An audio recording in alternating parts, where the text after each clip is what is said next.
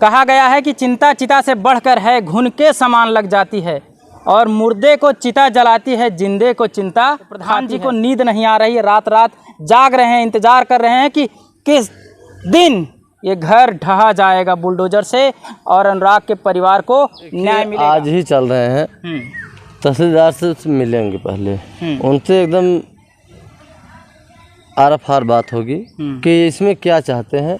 उच्च अधिकारी है तो अपनी बात हम रख सकते हैं। दोस्तों नमस्कार, इस वक्त हम मौजूद हैं जौनपुर ज़िले में, और जौनपुर ज़िले का ये गांव कबीरुद्दीनपुर, जो कि काफ़ी चर्चा का विषय आज तक बना हुआ है, क्योंकि अभी तक जिस बच्चे की गला काटी गई थी उसको अभी तक न्याय नहीं मिल सका। और उस मुद्दे को उठाने वाले ग्राम प्रधान वीरेंद्र यादव जी हमारे साथ हैं। अभी ऑफ कैमरे हमारी इनसे बात हो रही थी तो इन्होंने बताया कि मुझे आज रात भर नींद नहीं आई है।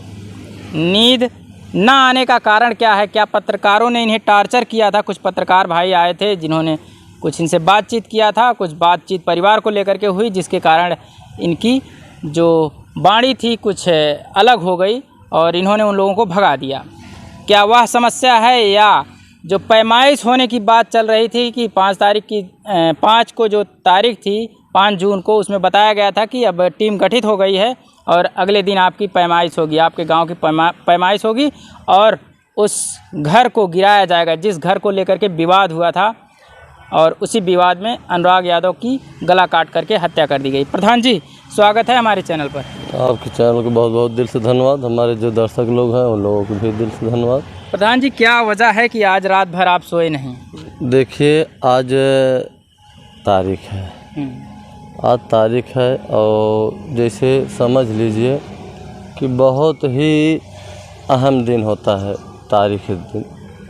और हम ये चाहते हैं कि जिस दिन तारीख रहे जी, उस दिन ऐसा कुछ अच्छा मैसेज मिले कि जो हमारे दर्शक लोग हैं उन लोगों को भी थोड़ा सा दिल को शांति मिले। क्योंकि अभी देखिए फ़ोन आया था और मेरे मोबाइल नंबर भी है, अभी ये कह रहे थे, महाराष्ट्र से फ़ोन आया था, कहे भैया हम जो है आज ड्यूटी छोड़ के बैठे हैं और जैसा भी मैसेज होगा वैसा हमें बताइएगा फ़ोन करके, क्योंकि सब इंतज़ार करते हैं तारीख के दिन। और तारीख के दिन जब आ जाता है, जिस दिन तारीख रहती है, तो उस दिन बेसब्री से सुबह से ही इंतज़ार करते हैं कि कुछ ऐसा मैसेज मिले कि हम लोगों की शांति मिले। हम भी ये चाह रहे हैं, इसीलिए गुहार लगाते हैं तहसीलदार साहब से कि जल्दी से न्याय दीजिए। क्योंकि दर्शक लोग कोई चीज़ें, जैसे एक चिंता होती है, एक चिंतन होती है, और चिंतन बहुत हार्ड होता है, तो हमारे दर्शक लोग चिंतन करने शुरू कर दिए हैं क्योंकि न्याय नहीं मिल रहा है इसकी वजह से। तो हम तो ये आज चल रहे हैं, आज तारीख है, बस निकलेंगे अभी तुरंत। तो हम तो ये चाहेंगे कि आज कुछ अच्छा निर्णय दें कि हमारे जो दर्शक लोग हैं उन लोगों को ज़रूर दिल से शांति मिले। तो नींद ना आने का कारण यही है कि जो न्याय में विलम्ब हो रहा है? बस देखिए, जैसे होता है भैया कि किसी चीज़ का टेंशन बन जाता है तो खाना पीना और नींद हराम हो जाता है। तो यह चीज़ हमें दिल दिमाग में घुस गया है कि जल्द से जल्द न्याय मिल जाए। जैसे कोई काम हमारे दिल में घुसता नहीं है, लेकिन जो घुस जाता है वो जब तक वो पूर्ण नहीं हो जाता है तब तक ये जान लीजिए कि दिल दिमाग उसी पे लगा रहता है मेरा। तो हम ये चाहते हैं कि आज तहसीलदार साहब से निवेदन करेंगे कि आज बैठकर मेरे फाइल को देखकर और अच्छा निर्णय दें और लाई चिपरी न बतियाएं। क्योंकि जो कह रहे हैं कि उसका नाप होगा, चौहद्दी लिया जाएगा, तो हर चीज़ हो गया है, लेकिन इसमें सिर्फ घिसीटा जा रहा है। तो हम तो कहेंगे घिसेटे न, जो उचित है, जो न्याय है, अगर वो बंजर ज़मीन में है, दर्शाया गया है, उस पर नोटिस छपकी गई है, जुर्माना सरकारी लगा है, तो उसको आदेश कर दें वो मकान गिर जाए। अगर नहीं बस की बात है तो वो भी बता दें कि हम नहीं गिरवाएंगे, हम नहीं गिरवाना चाहते हैं, हम वो मकान हत्यारा को वैसे ही देखना चाहते हैं, तो वह चीज़ भी खोल के बता दें। कम से कम ये तो तसल्ली हो जाएगी। नहीं तो तहसीलदार साहब ये नहीं चाह रहे हैं कि वो मकान गिर जाए। ग्राम समाज में बना है, सरकारी ज़मीन में वैसे ही बना रहे, तो ऐसा अगर उनके दिल दिमाग में हो या कोई और बात हो तो उसको बताएं। आज उनसे बात भी हम करेंगे तहसीलदार साहब से कि इसमें क्यों इतना हिला हो रही, क्यों इतना लेट हो रहा है। तो देखो क्या बताते हैं, जैसा भी बताएंगे तो हम अपने दर्शक लोग को आप लोगों के चैनल के माध्यम से बताएंगे। तो देखिए प्रधान जी बार बार यही कहते हैं कि तहसीलदार बताएंगे, अगर नहीं बता सकते हैं तो हम डीएम साहब के पास जाएंगे, लेकिन वो समय कब आएगा बताइए। तारीख पे तारीख लगभग 40 तारीख बीत चुकी है, लेकिन अभी तक न्याय नहीं मिल पाया। कब तक जाएंगे डीएम साहब के पास कि तहसीलदार आपकी बातें जो टाल रहे हैं बार बार, कब तक जाएंगे? देखिए आज ही चल रहे हैं, तहसीलदार से मिलेंगे पहले, उनसे एकदम आर बात होगी कि इसमें क्या चाहते हैं। उच्च अधिकारी है तो अपनी बात हम रख सकते हैं, जायज़ सी बात है। तो इसमें क्या चाहते हैं, अगर इसमें निर्णय होगा, कर पाएंगे कि नहीं, ये चीज़ें हमें बता दीजिए, हम लोग भी संतुष्ट हो जाएं। अगर नहीं करना है तो साफ बताना, और या तो नहीं अगर कर पा रहे हैं तो हमारी फाइल को यहाँ से खारिज कर दीजिए।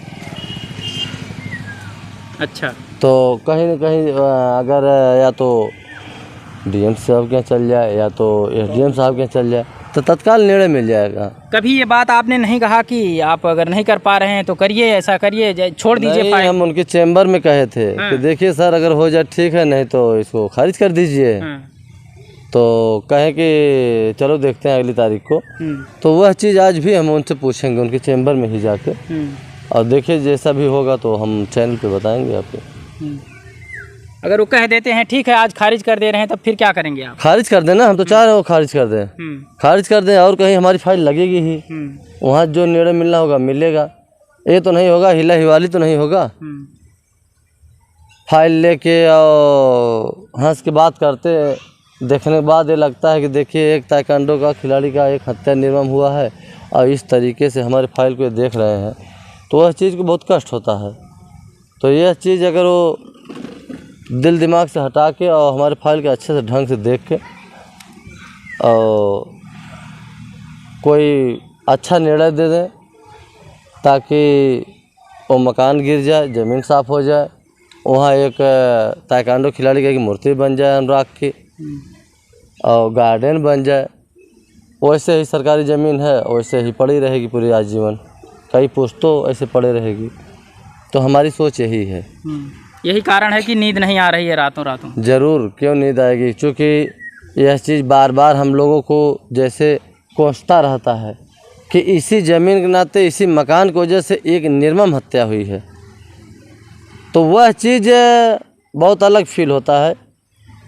अगर वो मकान गिर जाएगा, देखिए अनुराग तो लौट के नहीं आएगा, न लौटा पाएगा कोई, लेकिन थोड़ा सा ये शांति तो मिल जाएगी कि चलिए इसी ज़मीन की वजह से गला कटा है तो आज इसी ज़मीन पर उनकी मूर्ति बन जाए, गार्डन बन जाए, ताकि ये देश प्रदेश की दुनिया के लोग ये देखें कि उसी ज़मीन की वजह से अगर ये शहीद हुए थे तो आज उसी जगह शहीद का अनुराग का अगर मूर्ति लग जाएगी, पूजा होगी, तो वहीं ये जान लीजिए उनके माता पिताजी और लोग समझ लीजिए कि एक पूजा की तरह पूजा होगा।